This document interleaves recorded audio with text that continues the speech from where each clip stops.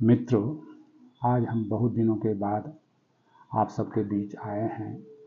जीवन की कुछ समस्याएं होती है जिसमें मनुष्य उलझ जाता है और ज़िंदगी को निराशा की उम्मीद से जीने लगता है, जबकि यह जीवन बहुत ही अनमोल है। ईश्वर ने मुझे यहाँ कुछ न कुछ दायित्व दे करके भेजा है। हम कई आदमी से मिलते हैं तो वो कहते हैं, जब उनका हाल समाचार पूछते हैं कि भाई आप कैसे हैं, तो कहते हैं ईश्वर की कृपा से ठीक ठाक है, चल रहा है। एक आदमी से पूछे तो बताया कि ईश्वर की कृपा से ठीक ठाक हैं। दूसरे ने कहा ईश्वर की दया से ठीक ठाक हैं, कमाते खाते हैं, जीता है, बाल बच्चे ठीक ठाक स्वस्थ हैं। आपको इसी संबंध में हम समझाते हैं ईश्वर की कृपा क्या है, ईश्वर की दया क्या है। एक किसान का उदाहरण देकर के आप समझाते हैं। एक किसान है जो अपने खेत की तैयारी करता है, समय पर पानी पड़ गया, खेत को तैयार किया, जोता कोड़ा और बीज को डाला। आपने जो उसको गौशाला से मिला हुआ गोबर का खाद था उसी को बोया, समय पर पानी पड़ा, न कीट लगा, न कुछ कीटनाशक का स्प्रे करना पड़ा, उचित देखभाल करते रहा और समय पर उसको अच्छा फल मिल गया, अच्छा फसल मिल गया। वह किसान कहता है सब ईश्वर की कृपा है, हमने तो बहुत ही कम लागत लगाया लेकिन उपज हमको अच्छा मिला, ये ईश्वर की कृपा है। एक बगल में ही किसान था दूसरे गांव का, वह बेचारा काफ़ी मेहनत किया, खेत तैयार किया, समय पर पानी नहीं पड़ा तो वे अपने नलकूपों से सिंचाई के माध्यम से उसका पटवन किया, बीज बोया। कीट की उत्पाद इतना बढ़ गया था कि उसे कीटनाशक का स्प्रे भी करना पड़ा, तब जाकर कहीं रात दिन प्रयत्न करने के बाद उसको फसल की प्राप्ति हुई।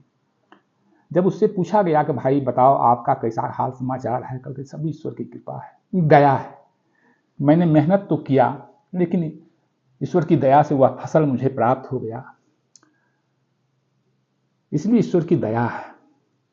मित्रों, और वह कृपा हमारे अर्जित संस्कार हैं, अर्जित कुछ अगले जन्म का है, जो ईश्वर की विशेष अनुग्रह मिलता है, जो मेरा बैंक बैलेंस है, जिसको हम समझ नहीं पाते हैं।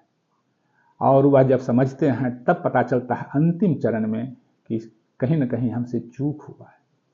अतः हम आप सबसे प्रार्थना करते हैं, ईश्वर की दया तो सब पर है, लेकिन हम कृपा के पात्र बने। और कृपा का पात्र हम कैसे बन सकते हैं? अपनी पात्रता का विकास करके। वह किसान जो ईश्वर का कृपा पाया, वह नियमित उठते ही ईश्वर का स्मरण करते थे, अपना घर गृहस्थी करते हुए खेती बाड़ी सारा परिवार मिलजुल करके करता था। और ईश्वर हर उस व्यक्ति की आवाज को सुनते हैं जो हृदय से पुकारी जाती है, जो हृदय से उसका स्मरण करते हैं, उसका भजन करते हैं, उसका ध्यान करते हैं, उसकी आवाज को वह कभी अनसुनी नहीं करते हैं। इसका उदाहरण आप किसी माँ से समझ सकते हैं कि माँ अपने बच्चे की तकलीफ को महसूस कर लेती है। बच्चा जब भी पुकारता है, विपत्ति में रहता है, तो माँ समझ जाती है कि हमारी बच्चे को तकलीफ है और वह खोजने लगती है बच्चे को। वही हाल हमारा ईश्वर के साथ है। ईश्वर को हम लोग दिल से नहीं पुकारते हैं। यदि दिल से पुकारें, द्रौपदी पुकारी थी और कई उदाहरण है इसका। इस युग में भी मीरा ने पुकारी थी, मेरे तो गिरधर गोपाल दूसरो ना कोई। कबीर ने पुकारा था। और खास करके बिहार के एक संत हुए जो नॉर्थ बिहार में हुए, विद्यापति जी, उन्होंने पुकारा था। आप जानते हैं आज ये सावन का माह है, हम सब कितना उमंग से कांवर उठाते हैं, गंगा जल चढ़ाते हैं, लेकिन उनका कोई भी अनुभूति नहीं कर पाते हैं उस शक्ति का। एकनाथ ने अनुभूति किया था। अतः हम उस श्रद्धा से भगवान को याद करें। उस भूख और प्यास में जैसे लोग छटपटाता है, उस छटपटाहट के साथ जब उनको आप याद करेंगे तब आप पर ईश्वर की कृपा अवश्य बरसेगी। नहीं तो पिता तो हर बच्चों को देखता है, ऐसा थोड़े है कि नहीं देखता है। तो वही दया मिलेगा उनका, मेहनत करोगे, जिंदा रहोगे। यदि उनका कृपा लाना चाहते हो तो सुपात्र बनो, अपनी कमियों को हम निकालें।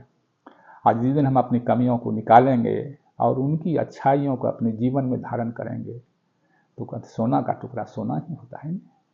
ईश्वर अंश जीव अविनाशी, हम उसी ईश्वर का एक अंश है। यदि अपना चिंतन, चरित्र और व्यवहार को हम उसके अनुरूप कर लेंगे तो जीवन मेरा सार्थक हो जाएगा। बंधु और भाइयों, आपसे मेरा यही प्रार्थना है, यह जीवन अनमोल है, हम ईश्वर का सदपात्र बने, उसकी दया नहीं उसकी कृपा का पात्र। ओम शांति।